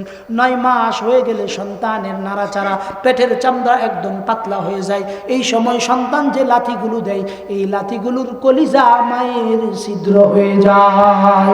এই কারণে আল্লাহ বলেন মার সঙ্গে ভালো ব্যবহার করবা। আল্লাহ বলেন মেয়েরা যেই পরিমাণ নেকি অর্জন করতে পারে, একজন পুরুষের পক্ষে ওই পরিমাণ নেকি অর্জন করা সম্ভব নয়। কথা সত্য না মিথ্যা বলেন? সন্তান দুনিয়াতে আসার সময় হয়ে গেছে, মা দেখবেন 2 দিন 3 দিন আগেই সবার কাছ থেকে আস্তে আস্তে বিদায় নেয়, আত্মীয় স্বজনদের কাছে বিদায় নিয়ে যায়। বড় ভাইকে বলে, ভাই জীবনে চলতে ফিরতে তোমাকে আমি অনেক কষ্ট দিছি, সন্তান প্রসবের সময় না জানি আমি এই দুনিয়াতে আর বাঁচবো কিনা, আমার জন্য দোয়া কইরো। ঠিক তদ্রুপ মার কাছেও বিদায় নেই, বাবার কাছেও বিদায় নেই, স্বামী প্রাণের স্বামীর কাছেও বিদায় নেই। স্বামী আমার, জীবনে তোমাকে কত কষ্ট দিয়েছি, আজকে আমার সন্তান প্রসব হবে, জানি না বাঁচবো কিনা, দয়া করে আমার সকল গুনাহগুলো তুমি, আমার ভুল ভ্রান্তিগুলো তুমি মাফ করে দিও। মা যায়, প্রসব বেদনা উঠে। এই প্রসব বেদনার ভিতরে একটা নয়, দুইটা নয়, 100টা মৃত্যুর সঙ্গে পাঞ্জা লড়ে তোমার মা আমাকে এই দুনিয়াতে এনেছে, আমার মা আমাকে এই দুনিয়াতে এনেছে। এই কারণে আল্লাহ বলেন ওয়ালা তাকুল্লাহুমা উফফিন ওয়ালা তানহারহুমা ওয়া কুল্লাহুমা কাওলান কারীমা। চিল্লায়ে বলেন আল্লাহু আকবার। আল্লাহ বলেন বান্দা আমার, তোমার মা বাবার সাথে এমন কোনো আচরণ করিও না, এমন কোনো ব্যবহার করিও না, বা তাদের সাথে এমন কোনো আচরণও প্রকাশ করিও না যেই আচরণের দ্বারা তোমার মুখ দিয়ে উফ শব্দটুকুন ব্যবহার হয়। বরং তাদের জন্য কি করবা? আল্লাহ তাআলা নিজে শিক্ষা দিয়েছেন, ওয়াকফিদ লাহুমা জানাহাযুল্লি মিনার রাহমা। আল্লাহ নিজে আমাদেরকে শিক্ষা দিতেছেন, বান্দা কি করবা জানোনি? তোমার মা এবং তোমার বাবার জন্য তোমার রহমতের হাতগুলো প্রসারিত করে দাও। আর আমার কাছে দোয়া করো, ওয়াকুর রাব্বিরহামহুমা, কামা রাব্বায়ানি সগীরা। সকলেই বলেন আল্লাহুম্মা আমিন। আম্মা আমাকে পেটে রাখতে গিয়ে এত কষ্ট সহ্য করলো, এটা কি পুরুষের পক্ষে কষ্ট করা সম্ভব? দুনিয়াতে সন্তান আসলো, সন্তান আসার পরে মার শরীরটা থাকে দুর্বল, তারপরেও এত দুর্বলের ভিতরে যখন সিজারিয়ান হোক বা নর্মাল ডেলিভারি হোক, এত কষ্টের ভিতরে যখন সন্তানের চেহারাটা মাকে দেখানো হয়, কার চেহারাটা বলেন? সন্তানের চেহারাটা যখন মাকে দেখানো হয়, মা সন্তানের চেহারাটা দেখে এই যে 9টা মাস কষ্ট করলো, সন্তানের মুখটা দেরি হয়, সকল ভুলগুলো সকল কষ্টগুলো ভুলে যাইতে মার 1 সেকেন্ডেরও সময় লাগে না। আল্লাহ বলেন কোন মা যদি প্রসব বেদনার কষ্ট তার শরীরের ভিতরে মনে রাখতো, দ্বিতীয়বার আর কোনোদিন স্বামীর সঙ্গে এক বিছানার মধ্যে ঘুমাতো না। কথা সত্য না মিথ্যা বলেন? আল্লাহ বলেন সন্তানকে দেখানোর সঙ্গে সঙ্গে আমি ভুলাইয়া দেই। সেই আল্লাহই বলতেছেন বান্দা তোমার মা তোমার কাছে সম্মানের, তুমি তাকে সম্মান করো। আপনি বলেন সন্তান প্রসব হয়ে গেছে, এখন থেকে নিয়ে 2.5 বছর সন্তানকে খুব নিবিড়ভাবে লালন পালন করার জিম্মাদারি কার? জুড়ে বলেন কার? মার জিম্মাদারি মা নিবিড়ভাবে পালন করে। 1 দিন নয়, 2 দিন নয়, 3 দিন নয়, এভাবে 15 বছর পর্যন্ত মা সন্তানকে লালন পালন করে। আল্লাহ বলেন মা যতটুকু নেকি অর্জন করতে পারবে তার সিকিবাক নেকিও একজন বাবা অর্জন করতে পারবে না। বাবারও কষ্ট আছে, কষ্টের কোনো শেষ নাই, কিন্তু মার কষ্টগুলো তো জীবনের সাথে সম্পৃক্ত, জীবন মৃত্যুর সঙ্গে পাঞ্জা লড়ার সম্পর্ক। এই কারণে এক রাসূল, এক সাহাবী এসে আল্লাহ রাসূলকে জিজ্ঞাসা করেছেন, ইয়া রাসূলুল্লাহ এই পৃথিবীতে আমি কাকে সবচেয়ে বেশি সম্মান করব? আল্লাহ রাসূল বলেন তোমার মাকে। তারপরে জিজ্ঞেস করলেন কাকে? আল্লাহ রাসূল বললেন তোমার মাকে। তারপরে জিজ্ঞেস করলেন কাকে? ইয়া রাসূলুল্লাহ আমি সম্মান করব। আল্লাহ রাসূল তৃতীয়বার বললেন তোমার মাকে। চতুর্থবার যখন জিজ্ঞাসা করেছেন আল্লাহ রাসূল বললেন তোমার বাবাকে। এই নেকিগুলো অর্জন করতে পারে সেই জাতের নাম নারী জাত। কি জাত বলেন? নারী জাত। নারী জাত সহসায় জাহান্নামে যাওয়ার কোনো সুযোগ নাই যদি তাদের ভিতরে কিছু বিষয় তারা আমল করে। এটা মহিলা মাদ্রাসার মেয়েদের জন্য যেমন আমল করার বিষয়, সাধারণ একজন ঘরের মহিলার জন্য এই বিষয়গুলো যদি আমল করে ইনশাআল্লাহ তারা বিনা হিসাবে জান্নাতে যাবে। আল্লাহ তাআলা তাদেরকে সহজতরভাবে জান্নাতে দিয়ে দিবেন, কোনো সন্দেহ নাই। আর যদি এই বিষয়গুলো না মানে, আল্লাহ রাসূল বলেন আমি মেরাজের মধ্যে গেছি, মেরাজের মধ্যে যাওয়ার পরে দেখেছি অধিকাংশ মহিলারাই জাহান্নামী। কি বলেন? অধিকাংশ মহিলারাই জাহান্নামী। ও মা, ও বোন, আপনাকে লক্ষ্য করে বলছি, কথাগুলো দিলের কান দিয়ে বুঝার চেষ্টা করেন। আপনি যখন মেয়ে হয়ে জন্ম নিয়েছেন, একদিন আগে হোক একদিন পরে হোক, আল্লাহ আপনার সঙ্গে যাকে জোড়া মিলাইছেন তাকে আপনি পাবেন। কথা সত্য না মিথ্যা? আল্লাহ যার সঙ্গে জোড়া মিলাইছেন তাকে আপনি পাবেন। আপনি যদি একটা জিনিসের হেফাজত করতে পারেন, 1 নাম্বার, বিবাহের আগে যদি আপনি আপনার চরিত্রটাকে হেফাজত করতে পারেন। কি? সবাই বলেন কি? চরিত্রটাকে যদি আপনি হেফাজত করতে পারেন, আল্লাহর পক্ষ থেকে ঘোষণা ওয়াত-তাইয়্যিবাতু লিত-তাইয়্যিবিন ওয়াত-তাইয়্যিবুনা লিত-তাইয়্যিবাত। আল্লাহর পক্ষ থেকে ঘোষণা, এ নারী তুমি যদি পবিত্র থাকো তোমার জন্য আমি পবিত্র পুরুষ বরাদ্দ করে দিব। যদি তুমি পবিত্র থাকতে পারো পবিত্র পুরুষ পাইবা। আমাদের দেশের মেয়েরা অমুকরে বলে আমার বিবাহের ব্যবস্থা করেন, কিন্তু মেয়েদের ভিতরে এই খাসলত নাই যে সেজদার ভিতরে যায় আল্লাহর কাছে বলবে আল্লাহ আমি নেককার আছি, আমার জন্য একজন নেককার ছেলের ব্যবস্থা করে দাও। আমি আমার চরিত্রকে আমানত রাখছি, আমি আমার লজ্জাস্থানকে হেফাজত রাখছি, আমার জন্য এই রকম একটা ছেলে মিলাই দাও যেই ছেলেটা আমার মতো লজ্জাস্থানকে হেফাজতে রাখছে। আমাদের মেয়েরা এই দোয়াগুলো পারে না। তো সাহাবাই কেরাম জুতার ফিতা লাগতো, এটাও সেজদার মাধ্যমে আল্লাহর কাছে চায় নিতেন। জোরে কন্যা সুবহানাল্লাহ। আমাদের মেয়েদের ভিতরে চাওয়ার অভ্যাস নাই, সোয়াল করার অভ্যাস আছে, লুবিতা আছে, চুগলখুরি আছে, একের কথা অন্যের সঙ্গে লাগানোর অভ্যাস আছে। এই বদ চিন্তাগুলো আমাদের মেয়েদের যদি দূর হয়ে যায় এবং পরকীয়ার মতো মহামারী যদি কোনো মেয়ে দূরে থাকতে পারে, আল্লাহর কসম করে বলি এই মহিলা জান্নাতে যাবে, এতে কোনো সন্দেহ নাই। এটা আমার বিবি গেলেও যাবে, আপনার বিবি গেলেও যাবে, হুজুরের বিবি যে জান্নাতে যাবে কথা এই রকম না। আল্লাহর কাছে একটা জিনিসের মূল্য, আল্লাহ বলেন লা ইয়ানালাল্লাহু তানালুল্লাহা লুহুমুহা ওয়ালা দিমাউহা ওয়ালাকিন ইয়ানালুহুত তাকওয়া মিনকুম। আল্লাহ যদিও এখানে কুরবানির কথা বলেছেন, কিন্তু একটা কথা আল্লাহ তাআলা বলেছেন, বান্দা ওয়ালাকিন ইয়ানালুহুত তাকওয়া, আমার কাছে তাকওয়ার মূল্য। কে হাফেজ, কে আলেম, কে গায়রে আলেম, আমি কাউকে দেখি না। আল্লাহ বলেন ইত্তাকুল্লাহ, যার ভিতরে আমার ভয় আছে ওই ব্যক্তি আমার কাছে নেককার, ওই ব্যক্তি আমার কাছে মূল্যবান। আর যেই ব্যক্তি নেককার নয়, সে যত বড় আলেম হোক, তার কোনো মূল্য আমার কাছে নাই। জোরে চিল্লায় বলেন আল্লাহু আকবার। এ কারণে জিন্দার মা বোনরা যারা আছেন, পর্দার অন্তরালে যারা আছেন, আল্লাহর রাসূলের পক্ষ থেকে আপনাকে মা আমি কিছু কথা বলে যাইতেছি, আমাকে 10-15 মিনিট সময় দিবেন দয়া কইরা। আমি কথাগুলো একটু না বলে গেলে আমার এটা আফসোস থেকে যাবে। 1 নাম্বার কথা, আল্লাহ রাসূল সাল্লাল্লাহু আলাইহি সাল্লাতু ওয়াসসালাম বলছেন, আল্লাহ রাসূল সাল্লাল্লাহু আলাইহি সাল্লাতু ওয়াসসালাম বলছেন, প্রত্যেক মেয়েদের কিছু দায়িত্ব।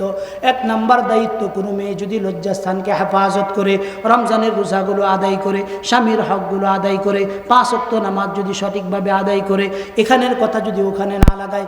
আমাদের মেয়েদের ভিতরে সবচাইতে বেশি অভ্যাস হলো এই ঘরের কথা আরেক ঘরে লাগানো, আরেক ঘরের কথা আরেক ঘরে লাগানো, আছে না নাই? আমনে ঘরে দেশে নাই, আমগর ভালুকার কথা বলতেছি। আপনাদের দেশের এখানের মা বোনরা ভালো এটা জানি, যেহেতু এখানে একটা দ্বীনি প্রতিষ্ঠান আছে। কারণ যেই জায়গায় দ্বীনি প্রতিষ্ঠান থাকে, ওইখানের বাতির আলো প্রতিটা ঘরে ঘরে পৌঁছে যায়। এই মাদ্রাসা প্রতিষ্ঠিত হয়েছে 2000 সনে সম্ভবত, 2000 সনে সম্ভবত 25 বছর হয়ে গেছে। তার মানে ঘরে ঘরে আলেমা, ঘরে ঘরে আলেমা থাকবে। এটাই তো বাস্তব কথা, সত্য না মিথ্যা? এই আলেমা হলেই হবে না। 1 নাম্বার, আমাদের ভিতরে কিছু গুণ তৈরি করতে হবে। 1 নাম্বার গুণ যেটা, সেটা হলো আমি একজন নারী। আমাকে প্রথম জিনিস যেটা তৈরি করতে হবে সেটা হলো ধৈর্য। কিসের ধৈর্য বলেন? অনেক মেয়ে আছে, স্বামী অনেক ক্ষেত্রে অক্ষম। এই মেয়ে দেখবেন মোবাইলের মাধ্যমে বিভিন্ন জনের সাথে চ্যাট করে, কথা সত্য না মিথ্যা? আল্লাহ রাসূল বলেন, কোনো মেয়ের স্বামী যদি দুর্বল হয় আর ওই মেয়ে যদি সবরে জামিল ইখতিয়ার করতে পারে, আল্লাহ তাআলা এই উসিল্লা তাকে জান্নাতের ব্যবস্থা করে দিবেন। আর কিয়ামতের দিন জান্নাতের ভিতরে এমন সবল, শক্ত, সুন্দর এমন যুবক স্বামীর ব্যবস্থা করে দিবেন যেটা তার কল্পনার মধ্যেও ছিল না, আল্লাহ ব্যবস্থা করে দিবেন। কার জন্য? যারা কি করতে পারে, সবুর এখতিয়ার করতে পারে। দুর্বল হতেই পারে। দুর্বল কাদের কাছে? যারা বিবাহের আগে আরো 10-12 জন পুরুষের বিছানার সঙ্গী হয়, তারাই তো একমাত্র বুঝতে পারে যে অমুক বেটা দুর্বল আর অমুক বেটা সবল। কথা সত্য না মিথ্যা বলে? কোনো ব্যক্তি যদি জীবনে কোনোদিন পুরুষের সান্নিধ্যে না যায়, যেমন এক বেচারা বিবাহ করছে, বিবাহ করার পর বউটা তেমন একটা আধুনিক না, কি না আধুনিক না, এই বেটার মাথার ভিতরে ফাতিনেতা আছে না কিছু দেশ। অর্থাৎ আগে কোনো সময় ফাতিনেতা আছেন, পরে আস্তে আস্তে কেমনে কেমনে বিভিন্ন ঢিলারি টিলারি বা এই যে কাবি খাট 3 মিনিট চুরি চামারি হইরা মনে হরুন কয়টা টেহা হয়েছে। ওখান আগে যে বউ বে হচ্ছে সেই সময় তো হ্যাঁ নেতা আছে না, নেতা থাকলে তো বালা বউ বে হতো, তো করছে আর একটা মর্জিনার মার মতো কাইলে আর ওখান তো আর তার এরা ভাল লাগে না। কি লাগে না? কেউ নামের লগে মিল্লা গেলে আবার রাগ করেন না যে আল্লাহর রাস্তে মাফ চাই। আমি শুধু কথাটা বোঝানোর জন্য একজনের নামের উদাহরণ দিলাম। আর এখন আর কি লাগতেছে না, ভাল লাগতেছে না। তো সে বেগম রে বলতেছে, বেগম আমি কিন্তু বিয়ে করব। বেগম চিন্তা হচ্ছে, হ্যাঁ যত বড় নেতা, আমি যদি এখন কই লাভ হইতো না, কারণ আমার বাপের বাড়ি হয়েছে গরিব মানুষ, তার ক্ষমতার সঙ্গে আমি পারবো না। স্বামীরা অনুমতি দিয়া দিছে। স্বামী ঢাকা শহর থেকে সুশ্রী সুন্দর একজন মহিলারে বিবাহ কইরা আনছে। কি কইরা আনছে বলেন? বিবাহ কইরা আনছে। বিবাহ কইরা আনার পরে বাসর রাত্রে স্ত্রীর কাছে গেছে। স্ত্রীর কাছে যখন মুখ নিছে বলছে, এই দূরে সরো, তোমার মুখের মধ্যে গন্ধ, ভালো কইরা ব্রাশটা কইরা আসো। কি কইরা আসো? ব্রাশ কইরা আসো, সুন্দর করে তুমি স্যান্ড লাগিয়ে আসো। স্বামীর চিন্তা হইল, দেখছস নি বড় বউডারে কতদিন হইল বেহরলাম, আনিস মারতো আনিস মার, আমার মুখের মধ্যে যে গন্ধ হ্যাঁ তো একদিনও কইল না। রাত্রেবেলা বউয়ের লগে থাইকা পরের দিন সকালে বড় বউয়ের কাছে গেছে, যায়া বলতেছে, তুই তো আসলেই হতবাগা কপাল পোড়া, এতদিন যাবত যে আমার মুখের মধ্যে গন্ধ, এটা তো তুই কইলি না, তুই তো আমার কল্যাণকামী না। বড় বউ এবার উত্তর দিতেছে, পুরুষের মুখের গন্ধ কেমন এটাই তো আমি জানি না, তোমার মুখের গন্ধ বালা না মন্দ, জীবনে তো আমি কোনো পর পুরুষের কাছে যাই নাই, তুমি যারে বিয়া করছো হ্যাঁ যাইয়া দেখো 10 পুরুষের তল থেকে তোমার কাছে আসছে, এজন্য পুরুষ পুরুষের মুখে গন্ধ না সুগন্ধ এটা সে বুঝতে পারছে। এবার পাতি নেতা চিন্তা করতেছে, হাই রে কাম করলাম কি, আগিলা গো আগিলা কত বালা আসিলা, এখন চামড়া পরিষ্কার যেইটারে করছে এটারে তো আর বিদায় করতে পারে না, কেরে মহারণা দিছে অনেক বেশি আটকানির লাগিয়া। এই কারণে যারা খুব বেশি স্মার্ট খুঁজেন, বেশি বালা খুঁজছেন না, খুঁজলে কিন্তু অবস্থা ওই রকম হইব। কথা কি বাজান বুঝছেন? কথা সহজ কথা, আপনার বাংলা কথায় আমি বুঝাই দিয়েছি, যদি এরপরেও না বুঝেন তা আর কেমতে বুঝায়। একজন মেয়ে যদি জন্মের পর থেকে নিয়ে বিবাহের আগে তার চরিত্রকে ঠিক রাখতে পারে, কি ঠিক রাখতে পারে বলেন? চরিত্রকে যদি ঠিক রাখতে পারে। যেমন অনেক ছেলেরা মনে করে যে হুজুর আমরা যদি চরিত্র নষ্ট কইরা ফেলাই, চরিত্র নষ্ট কইরালাম কিন্তু বিয়ার আগে আল্লাহর নাম লয়ে দানি দুরি রাখিয়া যায় মহিলা মাদ্রাসার মাইয়া বে হইলেন, কি হইলেন? মহিলা মাদ্রাসা। অর্থাৎ তার কথা হইল যে বাইরে স্কুলে যাই হ্যাঁ আকাম কুকাম করছে, মহিলা মাদ্রাসার মেয়ে তো আর উল্লাহ হল্লা কিছু করতো না, তার মানে হ্যাঁ পবিত্র জিনিস পাওয়া যাবে। কি পাওয়া যাবে? আরে ওটা ব্যাককল, তুমের মতো এরকম ব্যাককল আছে। আল্লাহর ওয়াদা আল খাবিসাতু লিল খাবিসিন ওয়াল খাবিসুনা লিল খাবিস। এখন তুমি মনে করো পবিত্র একজনকে ফাইতে পারো, কোনো সন্দেহ নাই ফাইতারো, তো পাওয়ার পরে কি বোঝানো, তুমি মরার আগে হইলেও তুমি যে কয়বার অন্যের সাথে বৈবাহিক সম্পর্ক ছাড়া উল্টাপাল্টা করছিলা কিনা? করছিলা। দেখবা মৃত্যুর আগে এইলা ওইবার ওই কামগুলা কইরা তোমার লগে সমান সমান হইয়া খবিসের লগে খবিস মিলব। কথা কি বাংলা কথা ওয়াজ বুঝছো বাজা? হ্যাঁ, এজন্য যদি নিজের চরিত্র বালা রাখো তাইলে বালা পাইবা, আর যদি মনে হয় নিজের চরিত্র খারাপ করবা তো তুমি কিন্তু খবিস পাইবা, এতে কোনো সন্দেহ। আল্লাহ মহিলা মাদ্রাসাকে যদি ফেরেশতাও কোনোভাবে তরিকা থাকতো যে বিয়ে এক করে সেম অবস্থা, কারণ আম করতে যদি ফেরেশতারা ইমাম বানায় দেয় 6 মাস পরে ইমাম সাহেবের অন্তত 30টা দুষ বার হইব। হ্যাঁ কথা কম করে যারাই আসুক তারই এভাবে দুষ বের হবে। এই কারণে 1 নম্বর নিজের চরিত্রকে কি রাখা, জুড়ে বলেন নিজের চরিত্রকে কি রাখা, হেফাজত রাখা। স্বামী অক্ষম হলে এক্ষেত্রে সবরে জামিল এখতিয়ার করা। যদি সবরে এখতিয়ার করতে পারে এই স্বামীর এই আল্লাহ জান্নাতে তাগড়া যুবক বানায় এমন শক্তি সবলতা দান করবেন যেটা আপনি কল্পনাও করতে পারবেন না। জুরে কন্যা সুবহানাল্লাহ। এই কারণে আল্লাহ তাআলা বলেন ইন্নাল্লাযীনা আমানু ওয়া আমিলুস সালিহাত কানাত লাহুম জান্নাতুল ফিরদাউসি নুজুলা খালিদিনা ফিহা লা ইয়াবগুনা আনহা হিওয়ালা। মুসলমান বাবাজিরা আমার, আল্লাহ তাআলা বলেন মুমিন নারী মুমিন পুরুষ সকলকে আল্লাহ তাআলা বলতেছেন ইন্নাল্লাযীনা আমানু, নিশ্চয়ই যারা ঈমানদার, ওয়া আমিলুস সালিহাত, যারা ঈমানদার হবে নেক আমল করবে, কানাত লাহুম জান্নাতুল ফিরদাউসি নুজুলা, আল্লাহর পক্ষ থেকে তার জন্য যেই জিনিসটা বরাদ্দ থাকবে এই জিনিসের নাম হলো কানাত লাহুম জান্নাতুল ফিরদাউসি নুজুলা। আল্লাহর পক্ষ থেকে তার জন্য কি বরাদ্দ থাকবে এইটাও কইতারি না। জান্নাতুল ফিরদাউস এটা তো কইছি আমি, তো এইটাই কইনি আমার লগে একটু, তাহলে তো বুঝি যে আপনারা বাংলা ভাষাটাও বুঝতেছেন। জান্নাতুল ফিরদাউসের নাম শুনছেন না? আল্লাহ কি দিব?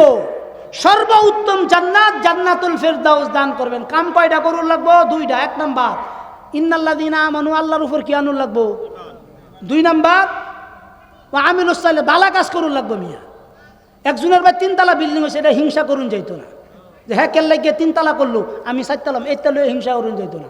একজনের ফুট BCS কেনার হয়ে গেছে গা, আমার ফুট চোর বাটপার হয়েছে, এর লেগে তার প্রতি হিংসা করুন যাইতো না। কথা কয় না?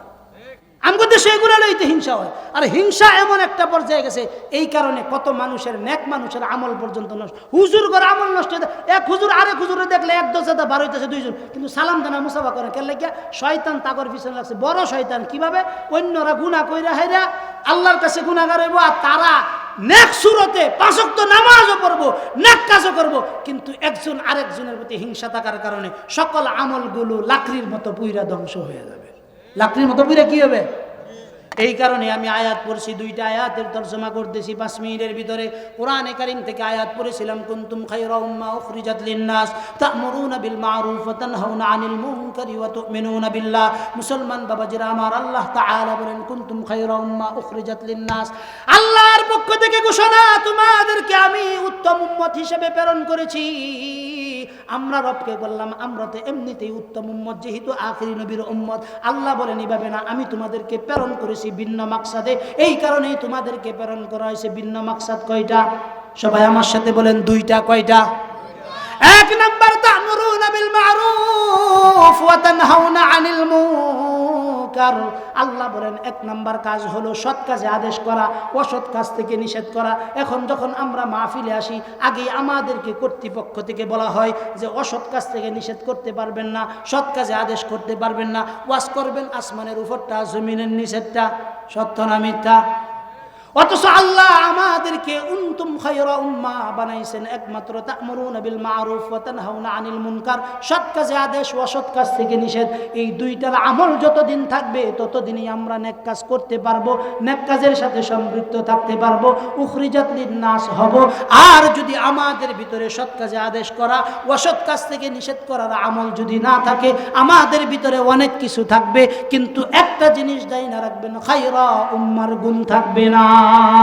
হাদিস তেলাওয়াত করেছিলাম, আল্লাহ রাসূল সাল্লাল্লাহু আলাইহি সাল্লাতু ওয়াস সালাম বলেন, মান রাআ মিনকুম মুনকারান ফালইয়ুগাইয়িরহু বিয়াদিহি ফাইন লাম ইস্তাতি' ফাবিলিসানিহি ফাইন লাম ইস্তাতি' ফাবিকলবিহি ওয়া যালিকা আযআফুল ঈমান আও কামা ক্বালা an-নবী আলাইহি সাল্লাতু ওয়াস সালাম। রাসূলুল্লাহ সাল্লাল্লাহু আলাইহি সাল্লাতু ওয়াস সালাম বলেন, তোমার সমাজ দক্ষিণগাঁও মির্জানগর দারুন নাজাত মাদ্রাসার আশপাশে যদি কেউ কোনো ধরনের গান বাজনার ইত্যাদির আয়োজন করে, আল্লাহর রাসূল বলেন তোমার হাত দিয়া যদি শক্তি থাকে, হাত দিয়া মানে হাতের মধ্যে লাঠি লইবা, মজবার মধ্যে যাইবা আর গণহারে পিটাইবা, যেটা আউল ফাউল বাউলদেরকে ইদানিং পিটানো হচ্ছে। আমাদের এই দেশের ভিতরে সবচাইতে বড় ফিতনা এখন আউল ফাউল বাউল। এই বাউলরা ইদানিং আল্লাহ এবং তার রাসূলের নামে যেই রকম কুৎসা রটাইতেছে, এদেরকে যেখানেই পাবেন সেখানেই গণদুলাই দিবেন। এই কথা বলার কারণে হইতে পারে বর্তমান সরকার আমার উপর মামলা দিতে পারে, কিন্তু এতটুকু নিশ্চিত থাকেন, আল্লাহ এবং তার রাসূলের বিরুদ্ধে যেই ব্যক্তি কথা বলবে, ওই ব্যক্তির গুরালি যত শক্ত হোক না কেন, ওই গুরালি পিটিয়ে ভেঙে দিতে 1 মিনিটও আমরা সময় নিব না। আল্লাহ রাসূল বলেন, তোমাদের মির্জানগর যদি কোনো নাটকের আয়োজন হয়, শক্তি থাকলে লাঠি দিয়া ফিরাইবা। নির্দেশ কার? আল্লাহর রাসূলের। তারপরে আল্লাহ রাসূল বলছেন, লাঠি দিয়া শক্তি নাই কেরে? লাঠি দিয়া যদি ফিরাইতে চাও, উল্টা লাঠি তোমার উপর পড়তে পারে, ওই লাঠির কারণে তুমি ধ্বংস হয়ে যাইতে পারো। থাক, তুমি লাঠি দিয়ে ফিরাইও না। মুখ দিয়া যদি তোমার প্রতিবাদ করার ক্ষমতা থাকে, মুখ দিয়া বলতে পারবেন না যে এই তোমরা এই কামগুলো কেন করতেছো, বন্ধ করো। আল্লাহ রাসূল বলেন, এটার যদি পাওয়ার থাকে অন্তত মুখ দিয়া প্রতিবাদ করো। আল্লাহ রাসূল বলেন, তোমার তো মুখ দিয়াও যদি প্রতিবাদ করার ক্ষমতা না থাকে, আল্লাহর রাসূল বলেন, মুখ দিয়া যদি প্রতিবাদ করার ক্ষমতা না থাকে, অন্তত তোমার কলব দিয়া এই কাজটাকে তুমি ঘৃণা করো। আজকের দিনে আমাদের এই দেশে বাউলদেরকে যখন জেলে ভরা হলো আল্লাহকে নিয়ে কুৎসা রটানোর কারণে, আল্লাহকে নিয়ে উল্টা পাল্টা বলার কারণে, অনেক রাজনৈতিক দল এই বাউলদের পক্ষে দাঁড়াইছে, কিন্তু আল্লাহর বিরুদ্ধে যে বলল তারা আল্লাহর পক্ষে দাঁড়াইছে না। বুঝতে হবে এরা নামদারি মুসলমান, আসলে মুসলমান না। এই কারণে প্রতিটা কাজের ভিতরে আমাদেরকে কি করতে হবে বলেন? প্রতিবাদ করতে হবে। আমনে করে যে অবস্থা, এই প্রতিবাদ আমনে করে জীবনে করুন লাগতো না। ওয়াজালিকা আসফাউল ঈমান, আল্লাহ রাসূল কইছিলেন এটাই ইমানের সর্বনিম্ন স্তর। এখন এর ভিতরে আল্লাহ আমারে রাখছে কিনা, আমনে করে রাখছে কিনা আল্লাহই ভালো জানে। জু কুছ হুয়া তেরে করম সে হি হুয়া, জু কুছ হোগা তেরে করম সে হি হোগা। কারণ আমরা যেই দিকে যাইতেছি, কোন দিকে যাইতেছি, গন্তব্য কোথায়, এটা একমাত্র আল্লাহ ছাড়া আর কেউ জানে না। আল্লাহ ছাড়া আর কেউ চায় না। কদম সুয়ে মারকত নজর সুয়ে দুনিয়া, কিদার জানা থা কিদার যা রাহা থা। আমাদের যাওয়ার কথা ছিল কোথায় আর আমরা যাইতেছি কোথায় আল্লাহ ভালো জানে। যে কথাগুলো বললাম এই কথাগুলো দিল থেকে বলার চেষ্টা করছি। আল্লাহ যেন দিল থেকে বলা প্রত্যেকটা কথা উম্মতের প্রতিটা হৃদয়ের ভিতরে যেন কথাগুলো স্থির করে দেন, বসিয়ে দেন। সকলেই বলেন আল্লাহুম্মা আমিন। আজকের এই মজমাকে আল্লাহ তাআলা কবুল করেন, সকলেই বলেন আমিন।